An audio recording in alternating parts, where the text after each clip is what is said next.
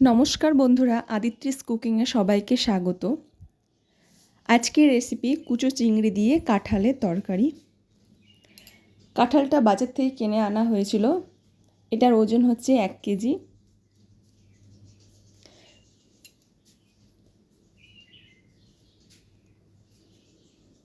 কাঁঠালটা কেটে নিচ্ছি। এইবারে বিচুনগুলোকে ভালো করে ছাড়িয়ে ছোট ছোট করে কেটে নেব। আর চিংড়িগুলোতে দিয়ে দিচ্ছি নুন আর হলুদ দিয়ে মাখিয়ে রাখবো। কড়াইয়ে পরিমাণ মতো তেল দিয়ে প্রথমে আমি আলুগুলোকে ভেজে নেব। আমি এখানে 4টে ছোট সাইজের আলু নিয়েছি। এইভাবে ছোট ছোট করেই কেটে নিয়েছিলাম। আলুগুলো ভাজা হয়ে গেলে তুলে রাখবো। ওই কড়াইয়ে আর একটু তেল দিয়ে আমি চিংড়ি মাছগুলোকে ভেজে নেব। চিংড়ি মাছ খুব একটা ভাজতে হয় না, অল্প ভেজে তুলে রাখছি।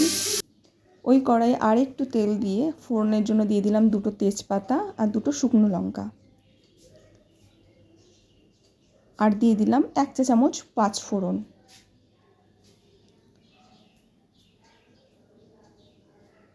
দিয়ে দিলাম একটা বড় সাইজের পেঁয়াজ কুচি। পেঁয়াজটা ভাজা হয়ে গেলে দিয়ে দেব কাঁঠালগুলো। কাঁঠালগুলো আমি ধুয়ে রেখেছিলাম। এবার কিছুক্ষণ নেড়েচেড়ে নেওয়ার পর দিয়ে দেব হলুদ গুঁড়ো। আমি এখানে 1 চা চামচ হলুদ গুঁড়ো দিলাম।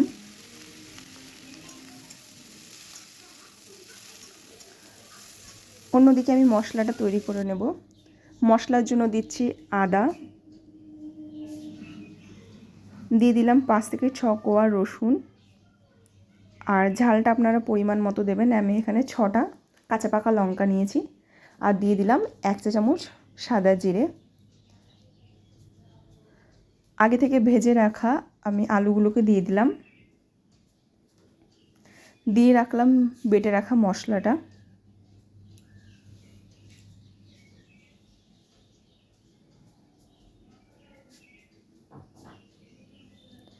এইবারে দিয়ে দিলাম পরিমাণ মতো নুন।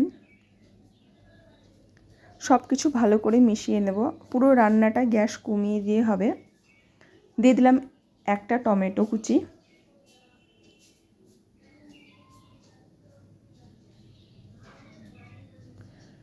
দিয়ে দিলাম ভেজে রাখা চিংড়ি মাছ।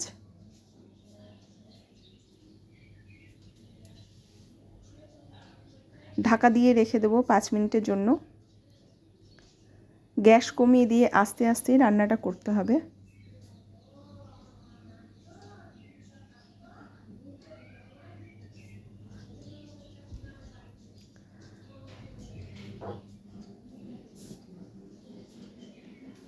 ঢাকা খুলে আবারও একটু নেড়ে চেড়ে নিচ্ছি। নামানোর আগে দিয়ে দেব 1 চা চামচ বাড়িতে তৈরি করে রাখা গরম মশলা এবং 1 চা চামচ ঘি। এবারে নেড়ে চেড়ে আমি নামিয়ে নেব। রেসিপিটা খেতে খুব ভালো হয়, অবশ্যই একবার বাড়িতে বানিয়ে দেখবেন। ভাত বা রুটির সঙ্গে খুব ভালো লাগে। এরকম নতুন নতুন রেসিপি দেখতে হলে অবশ্যই চ্যানেলটিকে সাবস্ক্রাইব করে রাখবেন এবং পাশে থাকা বেল আইকনটা প্রেস করে রাখবেন এবং অবশ্যই একটা লাইক করে যাবেন।